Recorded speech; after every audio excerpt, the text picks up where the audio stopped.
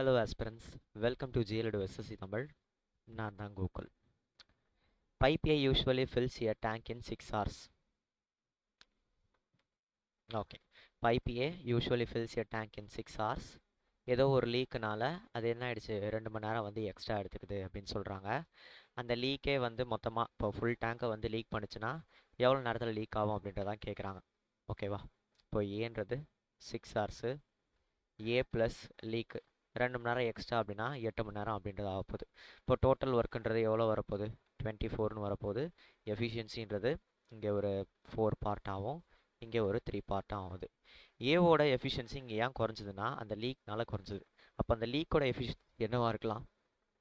-1 இருக்கலாமா? Okay. Total work is equal to efficiency into time taken. Total ஒர்க்குன்றது 24, efficiency என்ன 1, time taken என்ன D. அப்போது 24 மணி நேரம் ஆகும். எதுக்கு? அந்த லீக்குக்கு மொத்தமாக வந்து பைப்பை வந்து காலி பண்ணுறதுக்கு, அந்த டேங்கை வந்து காலி பண்ணுறதுக்கு. சிம்பிளிஃபைன்னு கொடுத்துருக்கான். இதை பார்க்க எப்படி இருக்குது?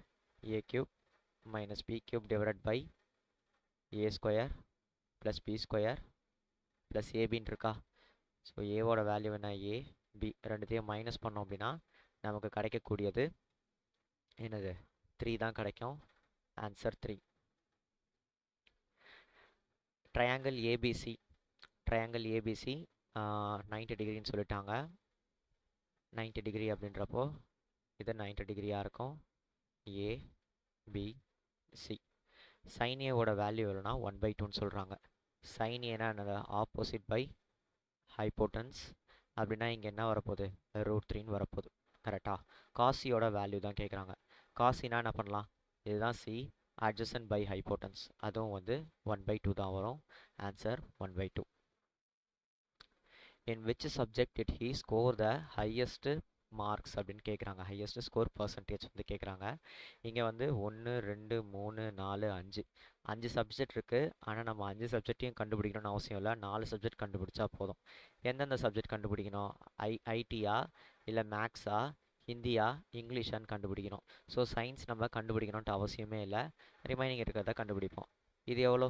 73%ன்னு வருமா? இது எவ்வளோ வரப்போகுது? 56 டிவைடட் பை 80னா 70%ன்னு வருமா? இது எவ்வளோ வரும்? 45 டிவைடட் பை 75 அப்படின்னா 15 டேபிள்ஸ் எல்லாம் கேன்சல் பண்ணோன்னா இது ஒரு 3 டைம்ஸ் வரும், இது ஒரு 5 டைம்ஸ் வரும். அப்படின்னு பார்த்தீங்கன்னா வந்து 20, 60% தான் வருது. சயின்ஸு தேவையில்லாமல் கண்டுபிடிச்சிட்டேன். சரி, ரைட், ஓகே. இது எவ்வளோ வரப்போகுது? 90 டிவைடட் பை 125 இன்ட்டு 100 அப்படின்னா அங்கே ஒரு 4, கீழே ஒரு 5, 18 இன்ட்டு 4ன்றது 72%. இப்போ அடுத்து இது என்ன வரப்போகுது? இது பார்த்தீங்கன்னா 45, 60னா 3 divided by 4, 4, 25, 25 divided by 25 into 3ன்றது 75. ஸோ எனக்கு ஆன்சர் என்ன வரும்? ஐடி தான் வந்து வரும். Answer ID.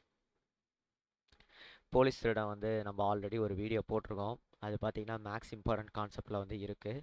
அதை நீங்கள் பாருங்கள், அது ரொம்ப பெட்டராக இருக்கும். போலீஸ் திருடன் கான்செப்ட் வந்தாலே நீங்கள் என்ன பண்ணிடலாம்னா 10 செகண்டில் ஆன்சரை போட்டுடலாம். எனக்கு 200 மீட்டர் டிஸ்டன்ஸ் வந்து என்ன பண்ணுறான்னா போலீஸ் வந்து தீஃபை நோட்டீஸ் பண்ணுறான். 2 பேருமே வந்து எத்தனை கிலோமீட்டர் பர் ஹாரில் வந்து ஓடுறாங்க. 9 நிமிஷம் கழித்து எவ்வளோ தூரம் அவங்களுக்கு நடுவில் இடைப்பட்ட டிஸ்டன்ஸுன்றது எவ்வளோ தூரம் இருக்கும் அப்படின்றதான் கேட்குறாங்க. சரிங்களா? ஸோ அப்போ 9 நிமிஷத்தில் எவ்வளோ டிஸ்டன்ஸை அவங்க கவர் பண்ணியிருப்பாங்கன்றதை நம்ம முதல்ல கண்டுபிடிக்கணும். ரிலேட்டிவ் டிஸ்டன்ஸுன்றது சேம் டைரெக்ஷனில் இருந்தோம் அப்படின்னா என்ன ஆக போகுது? மைனஸ் தான் ஆக போகுது. So 1 kilometre per hour. அதை நான் வந்து மீட்டர் பர் செகண்டுக்கு மாற்றணும் அப்படின்னா 5 டிவைடட் பை 18 வரும்.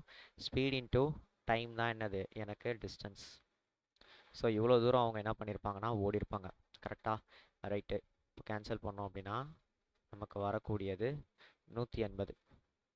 180 மீட்டர் என்ன பண்ணியிருப்பான்னா போலீஸ் வந்து திருடன் கிட்ட வந்து போயிருப்பான். இப்போ 200 மீட்டரில் 150 மீட்டர் போயிட்டாங்க. இவன் போலீஸு, இங்கே தீஃபு. மீதி எவ்வளோ டிஸ்டன்ஸுன்றது இருக்கும்? 50 மீட்டர் டிஸ்டன்ஸ் இருக்குமா? அப்போ போலீஸ்க்கும் தீஃபுக்கும் இடைப்பட்ட டிஸ்டன்ஸுன்றது 50 மீட்டர்.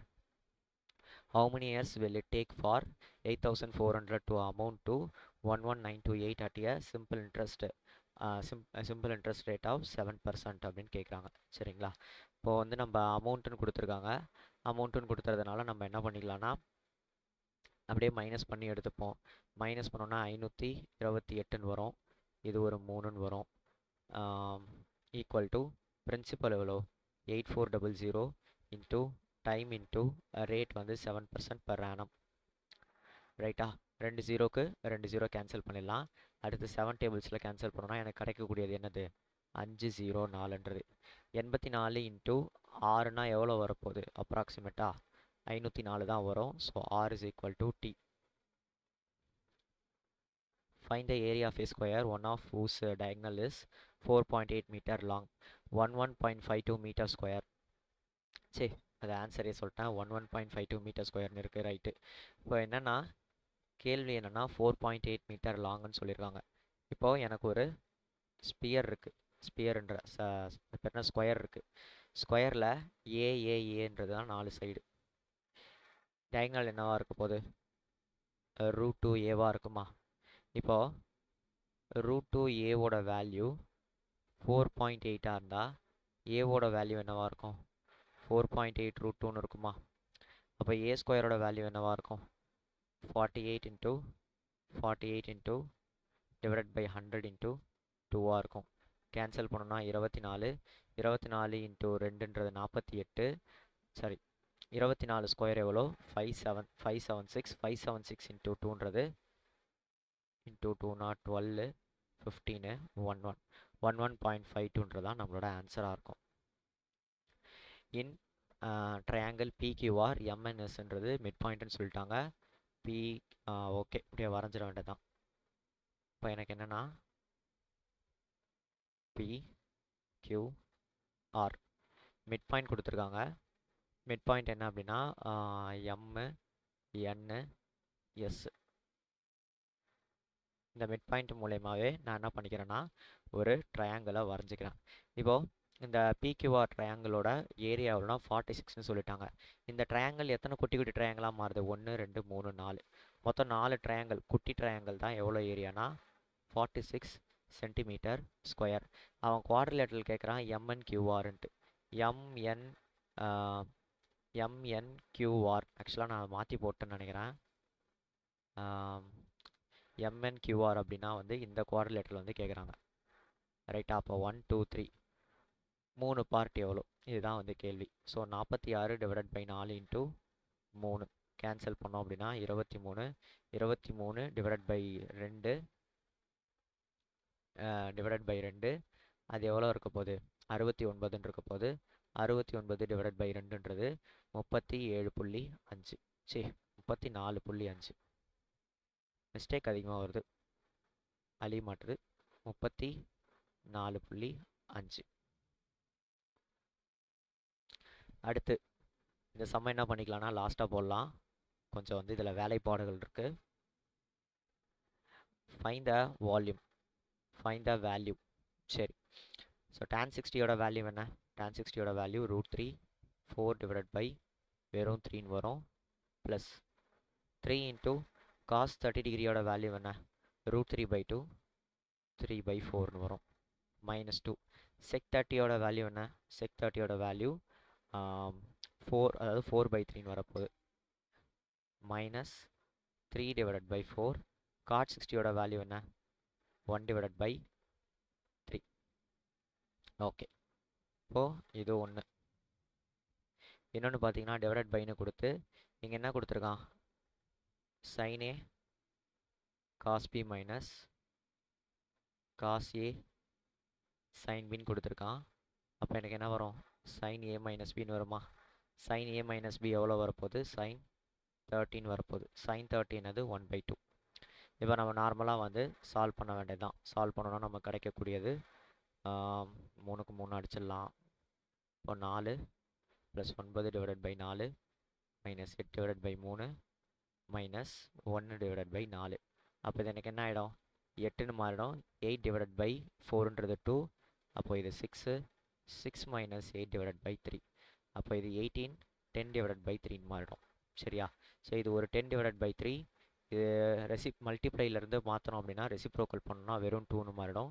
20 டிவைடட் பை 3ன்னு மாறிடும். 20 டிவைடட் பை 3 எப்படி போடலாம் 6 2/3ன்னு போடலாம். அதுதான் நம்மளோட ஆன்சர்.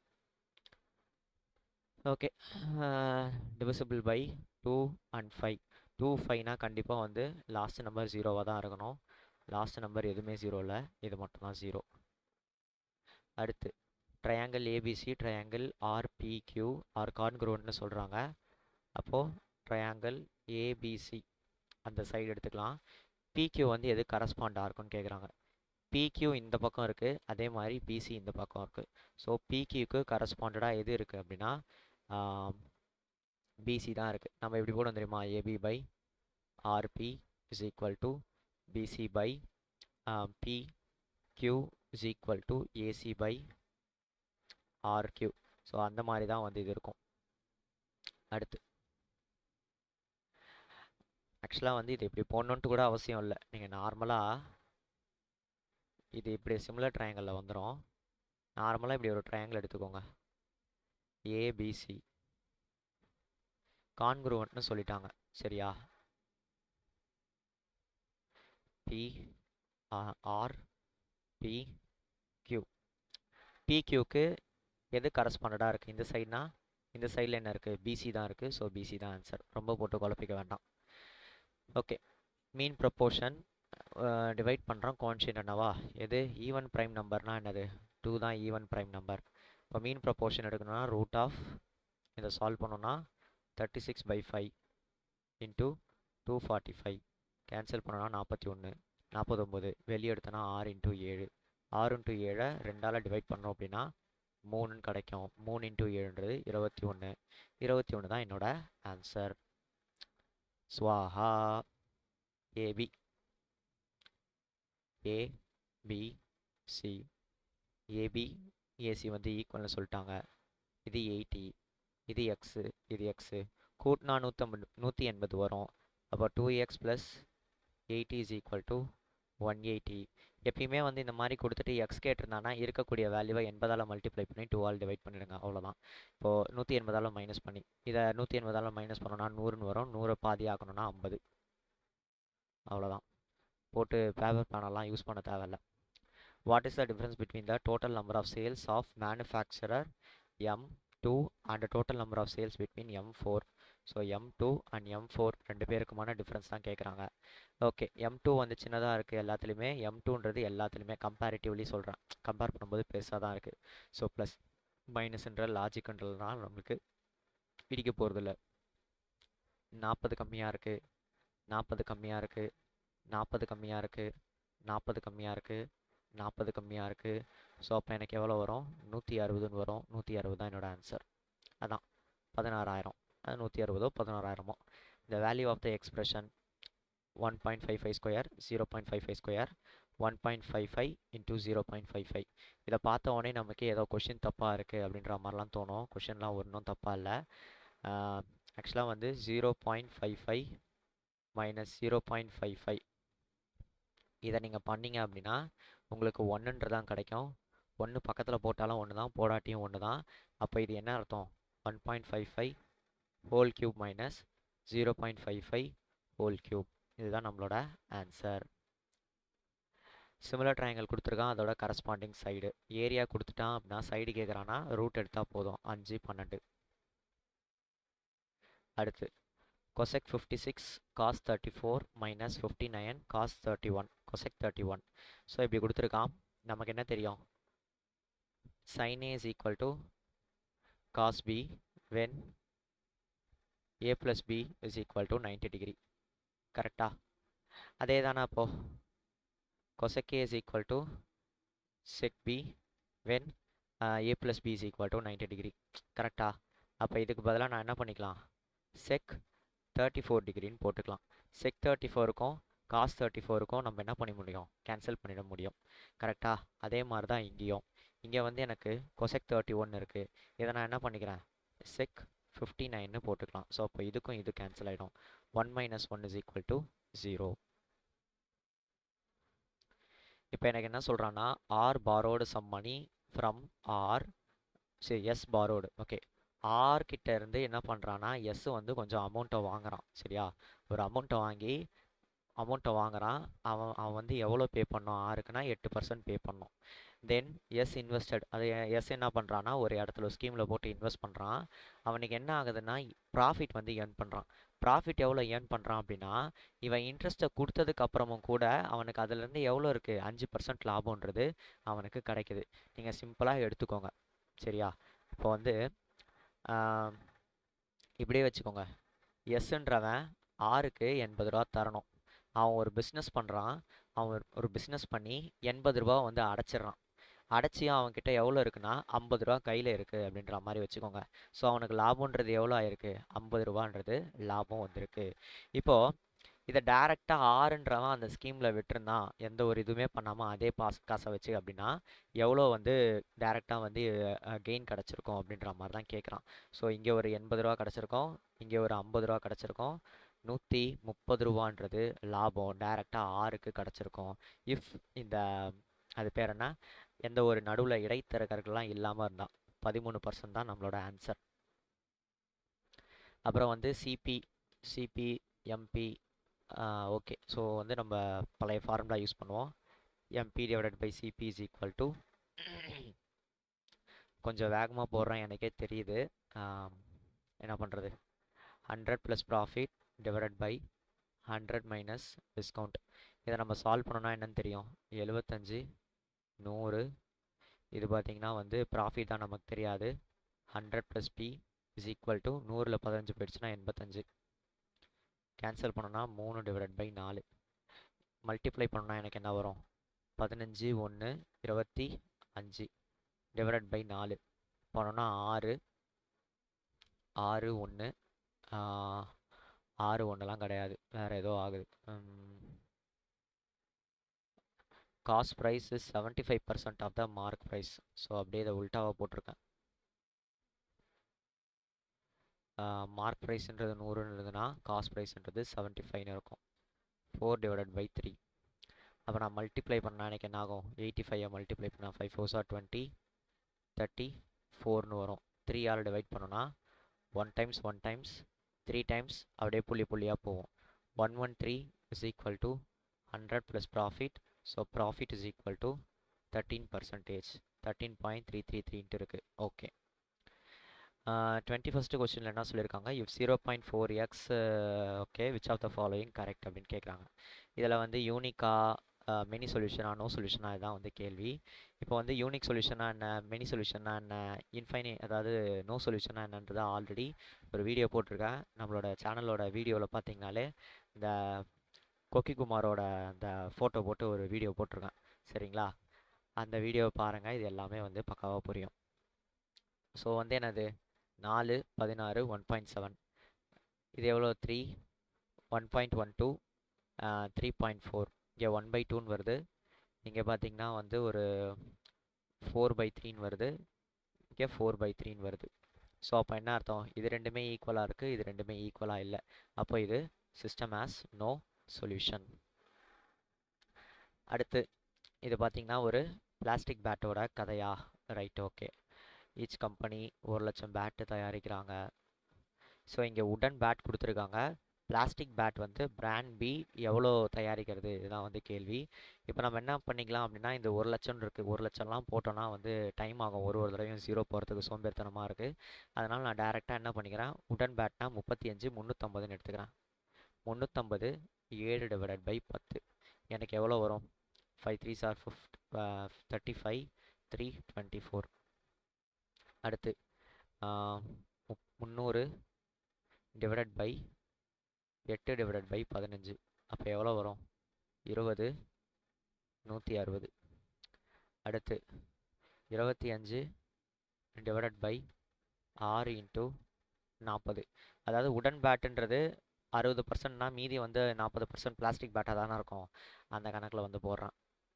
இது எவ்வளோ, 40னா 5 டேபிள்ஸில் அடித்தோம் அப்படின்னா இது ஒரு 80 16 96 96.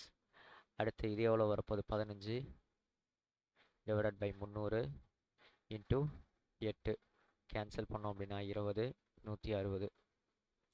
அடுத்து இது எவ்வளோ, 5 3 50 300. ஓகே, இது எல்லாத்தையுமே ஆட் பண்ணோன்னா நமக்கு ஆன்சர் வரணும். பார்ப்போம் வருதான்ட்டு.